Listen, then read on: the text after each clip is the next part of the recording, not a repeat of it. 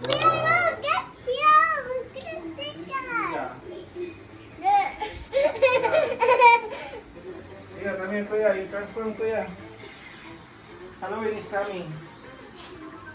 Oh, Kuya will be a dinosaur. I'm a Jurassic one. Yeah, you're Jurassic. Uy, pineapple. Look. Pineapple. Kuya, you eat Kelsey, Kuya. Come here na, Kuya. Come here na, Kuya. You are the boss. The enemy of Chelsea. You're the dinosaur. You will eat the pineapple.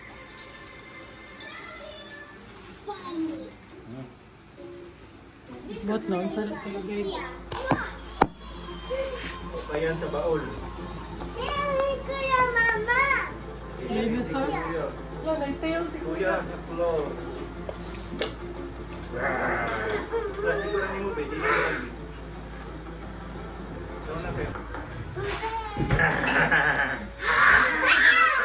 Kuya is a lizard. Hindi mo na dinosaur day, pero ka lizard. Here.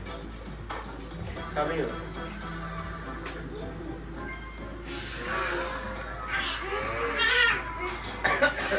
Oh my god. Okay, pretend lang ha. Pretend lang. Let's get the name back. Pati kayo. And dito tayo sa Fab Lab. Pero gusto ko mga Hello! Oh, nitago na saan siya. Nitago na saan siya.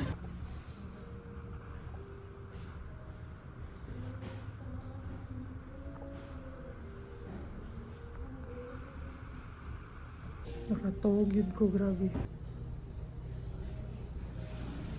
Katapos ko lang sa Fab Lab, nakatulog ako, grabe. And yung nails, and yung favorite ko talaga is Milky White. Talaga lagi yung pinapagawa ko.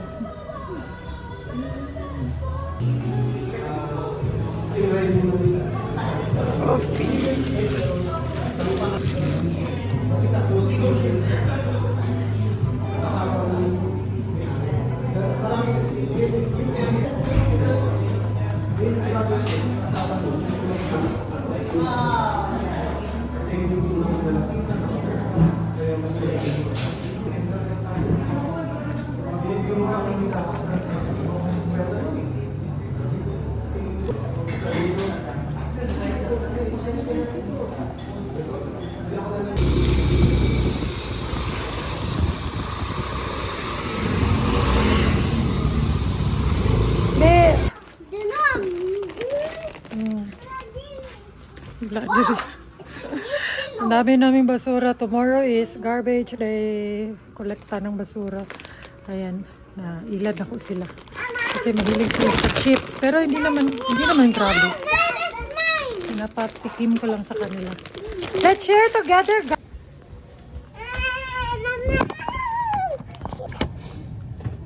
Wow, this is yummy. I like it. Kuya, oh, come here. Uy! Funny si Kuya. Stay here lang ka, let's eat. It's a squid flavor. Look. The flavor is squid. You like it, yeah? Kiss me. Kiss me. Kiss me, Sese. Kiss me. Love you.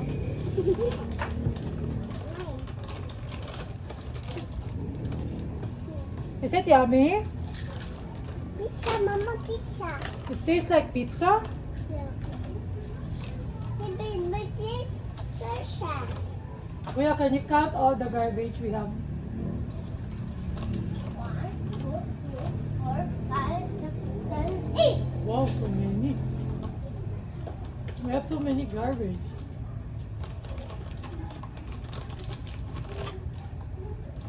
Sarap siya. Hindi siya maalat. Parang first time na hindi maalat yung chichirya. Show them your food, bebe. Na-eat mo, guys. Na hi guys!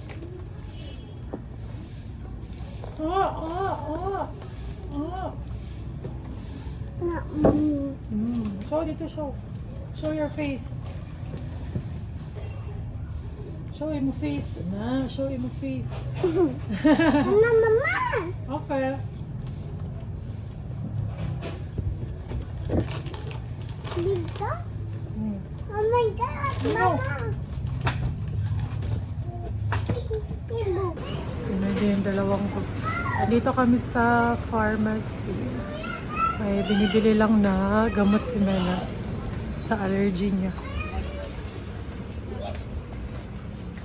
Ni, una-una ra jud ni mo. Ako wa lagi. Ako lagi wa. Mind over matter ba? Mind over matter. So, ayan. Lumabas kami saglit, bumili ng panirap. Bumili kami ng bigas. Ito yung sinasabi ko sa inyo na masarap na bigas. Tokayo. Japanese rice. Ayan. Ganyan ang itsura niya. Ayan. Pwede may dumbbell. 10 kilos ba? Duha man mi. Pwede dumbbell, di ba?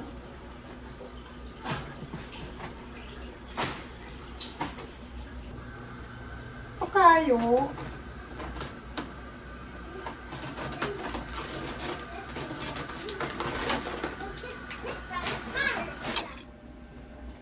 Yung lalagyan namin, yung kaya lang i-store is 10 kilos. Kaya 10 kilos lang yung binibili ko every time.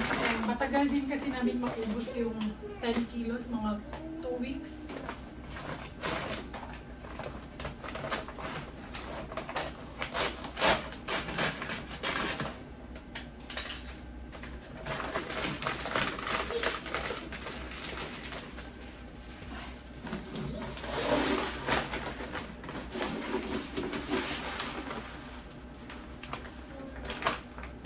Hindi siya kabukas.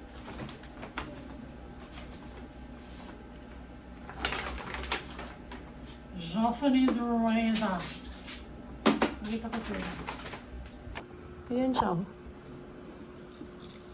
Diba? Very Japanese Royals. Ayan. Yan yung pangalan. Gusto ko maghanap ng bibilhan nito na mura. Kasi pag patingi-tingi, like ganito, 5 kilos. Of course, mas mahal. So, gusto kong maghanap ng mas mura, like yung direct, ano talaga. Tatry namin dun sa na ano namin. Nakita namin na factory, bro. Factory dito siya.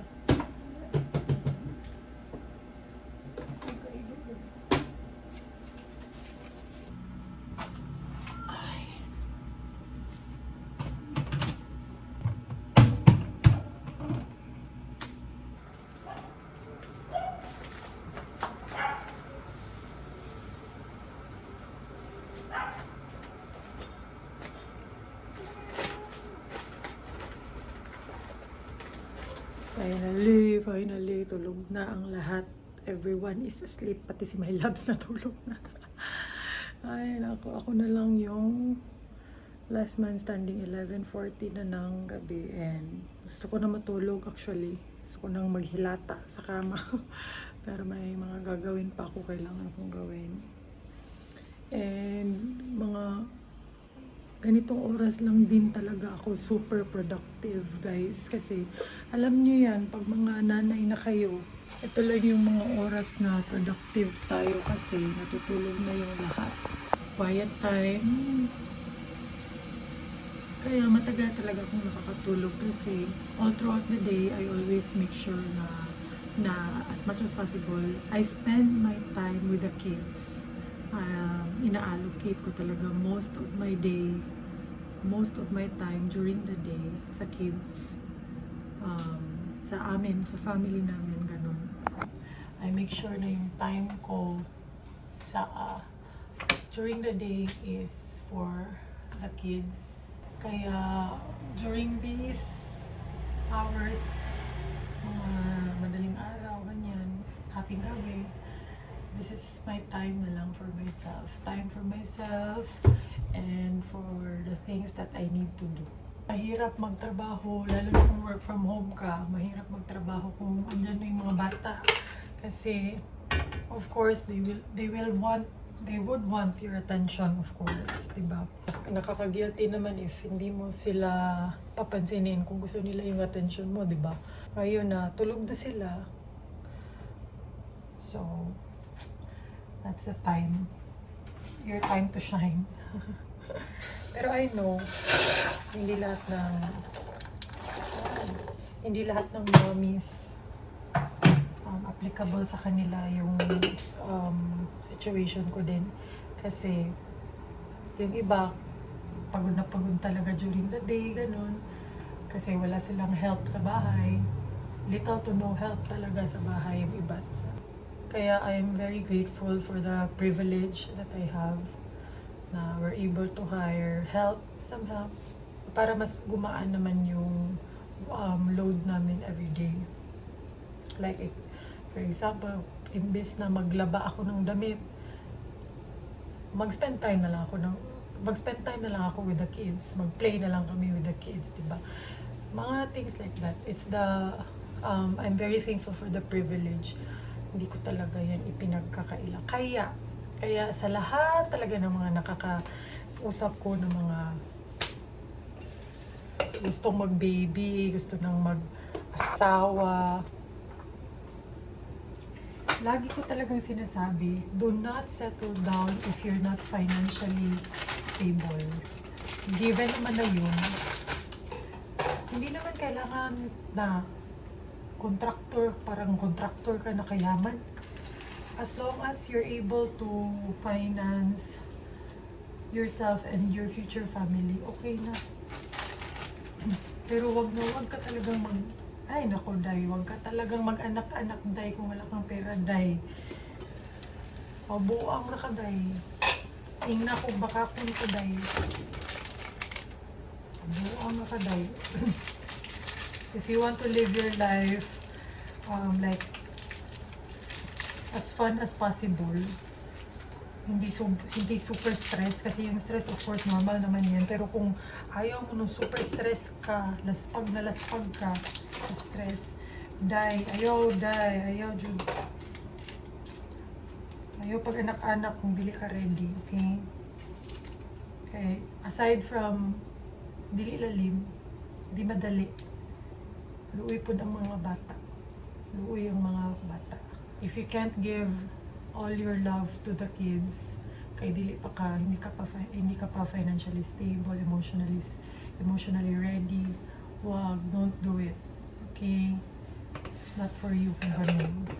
Wala lang, nakwento ko lang kasi na-realize ko lang ba na yung vlogs ko laging nag-e-end sa gabi or madaling araw. Kaya gusto ko lang i-share sa inyo kung bakit, ganun.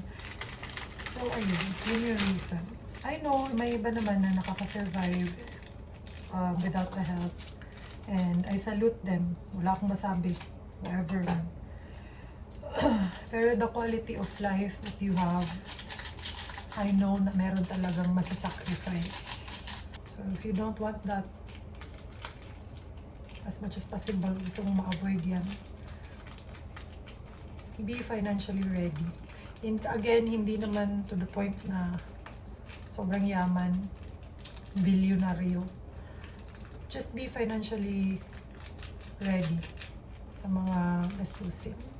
So that even if you build a family, you can still live your life pa din. If that even makes sense. Anyways, nagluluto ako ng favorite ko, pancit canton. Yung yakisoba. Yeah. Actually guys, drawer namin. Noon, nag-uumapaw yan sa pancit canton, dilata, ganyan. Kung napapanood nyo, di ba yung grocery hauls namin? Ayan. Pero ngayon, almost, as in, nakat talaga yung mga processed foods namin ever since we made the decision to be healthy. Pag nag-grocery kami, konti na lang yung binibiling dilata, Kaya nakakain ko lang to pag nagka-crave talaga ako. And it's one of those days nagka-crave ako ng pancit canton. Tapos after nito, magigilty. Siguro last kain ko ng pancit canton, ilang months ago. Ilang months ago na talaga. Yan. Compared noon na hindi pa kami health conscious, food conscious. Parang every week kumakain ng pancit canton, di ba? Ngayon, madalang na. And I'm super proud of that. Kasi hindi siya madaling besh. Hindi madaling magpigil ng cravings. Pero kasi pag nasanay na yung, yung sistema mo, yung katawan mo na wag nang kumain ng mga unhealthy foods, it will become easier talaga. And also, before yung nauubos naming pancit canton, siguro 2, 3 pakete. Di ba? Kami ni Melabs. Pero ngayon, ayan, isa lang. Kasi nga, yung the guilt and the awareness, papasok talaga siya.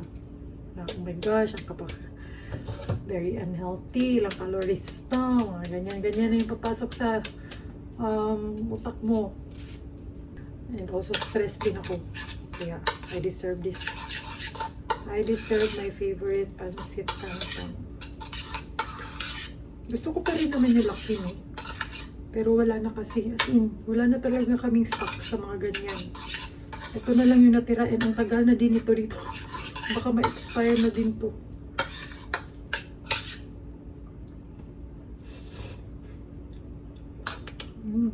Dami. Nalapa. May mga gagawin pa akong kung anik-anik. Tomorrow na lang ako mag-workout. Pagka bukas. Tomorrow morning pala.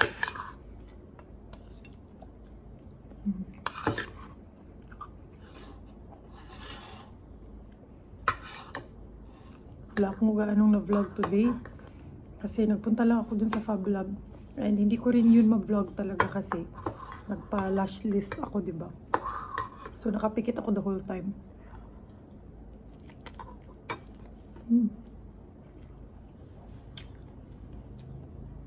And parang 2 oras yun. Kasi nagpa-nails din ako. Kamay at saka paa. Kasi nga diba babalik na ako sa work next week. So na ako, ayos. Alam nyo, sa totoo lang, nung bumalik ako sa pagva-vlog, gusto ko nang umalis sa trabaho. Gusto ko nang mag-resign talaga. Realize ko, I'm not really built for office. As in, or siguro nasanay lang ako na naka-work from home ako for the past 10 years, di ba? Pero kasi, it's really not easy for me to let go of the job. Kasi, the pay is really good. Okay talaga yung sahod. Considering my workload. 3 times a week lang ako nagtatrabaho. Ilang oras lang. And I love what I'm doing. Editing. Kasi yan naman talaga yung passion ko. Ginagawa ko for the last 10 years, diba? Editing. Content. Ganyan. Yung hindi ko lang talaga gusto is yung setup. Yung pagpapunta ng office. Kung single ako guys, kung single ako ngayon, wala akong anak. My gosh, itong trabaho ko, yung trabaho ko with the company is like an answered prayer to me. As in, inaasam-asam ko na trabaho. As in, sweldo. Pero kasi ever since I became a mom, ang hirap talaga sa akin na mapalayo sa mga bata. Nag-travel kami ni Melabs without the kids for the first time. 4 years old na si Khalil. Never akong nag-book ng flight. Never akong nag-overnight. Never akong nawala sa bahay for more than 24 hours. for 4 years. Ganun ka grabe yung mom guilt ko. Ayokong mawalay sa mga bata for more than a day. Nung nag-Thailand kami last year, kung alam nyo lang, grabe yung iyak ko few days before our trip. Especially nung nag-impake ako. Oh my gosh, ang OA ko talaga dun. As in, nag-impake ako na umiiyak. Umiiyak ako while nag-arrange nung mga damit namin sa luggage. Nag-anxiety ako. As in, umiiyak talaga, like hagulhol. Nanginginig ako, yung mga typical na nangyayari pag nag-anxiety ka. Tapos, at that time, parang ayoko na talagang tumuloy. As in, sabi ko na talaga, parang hindi ko kaya talaga, hindi ko kayang iwan yung mga bata, hindi ko kaya mawala ng ilang days, parang 5 days ata yun, 5 days. Parang hindi ko kaya parang kakainin ako ng konsensya ko, kakainin ako ng guilt, na iiwan ko yung mga bata, gano'n. I think that was 2 days before our flight. Sabi yung iyak ko, gano'n. Pero din kasi, on the other hand, na-imagine ko na yung gastos. Nabayaran na kasi namin lahat, flights, accommodation, lahat-lahat. Tapos, meron din kaming friends na sasabay sa amin na galing pa Dumaguete, sila RJ Garnet. So sabi ko, kung hindi kami tutuloy, grabe, parang cargo din ng konsensya ko, yung gastos, gano'n, yung ibang kaibigan namin, na nag-expect na kasama kami, nag-mix na naman yung I think I remember sinabi ko kay Ma'am Chick, yung isang matalik ko din na kaibigan na nasa labas, nasa US. Parang nag-open up ako sa kanya about it, and kay Leia din, ganun, mga close friends ko, nag-open up ako sa kanila about it, and then ayun, sinabi niya sa akin na it will be okay, ganun. Okay lang yan. Kasi first time ko talagang mawawalay sa mga bata at that time. So ayun, kinonvince nila ako na okay lang yan, tumuloy ka, ganun. So ayun nga, natuloy.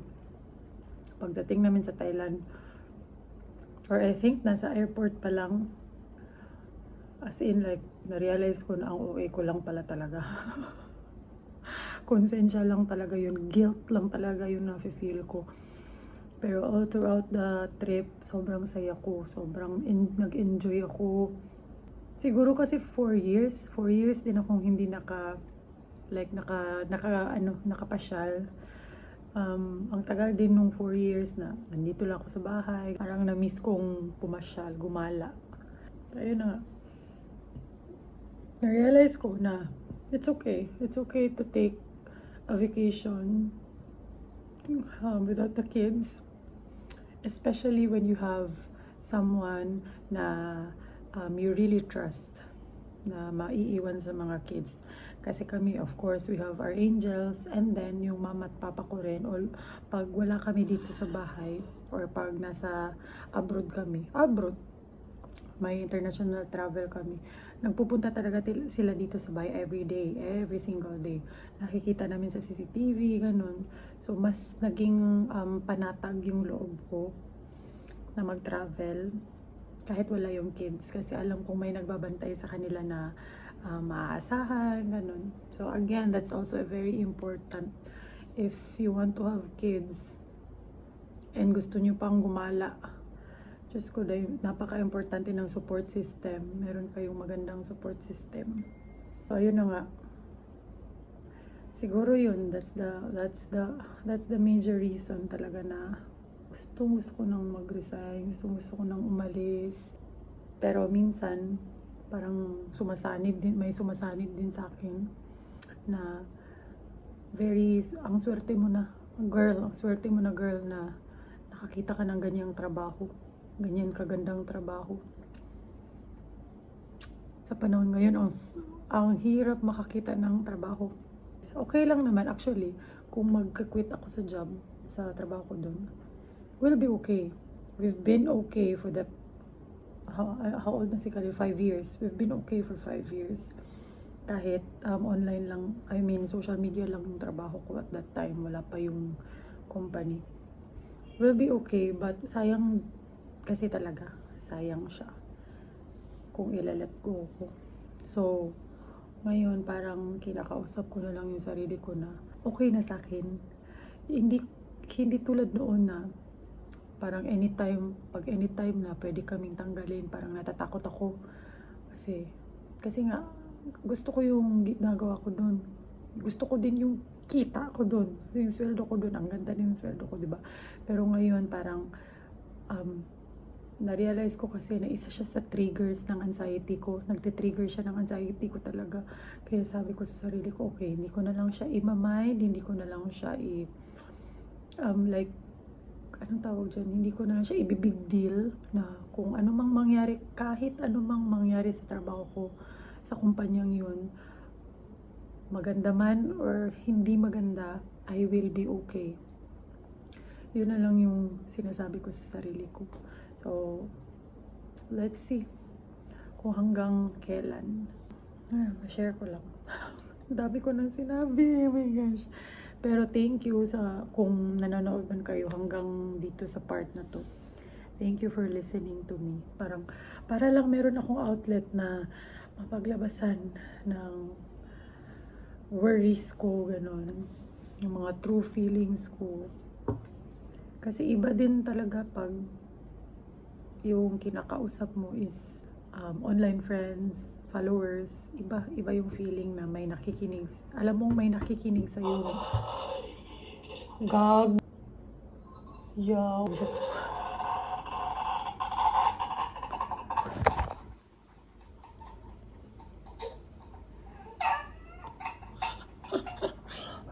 Huy, nakapamalikas ba ako?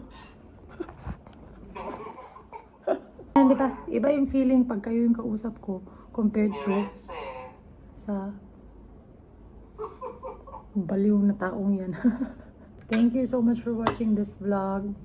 Mag-e-edit na ako and baka bumaba na yung isa kasi magtatrabaho din yun. Anyways, thank you for watching and I'll see you tomorrow, Friday.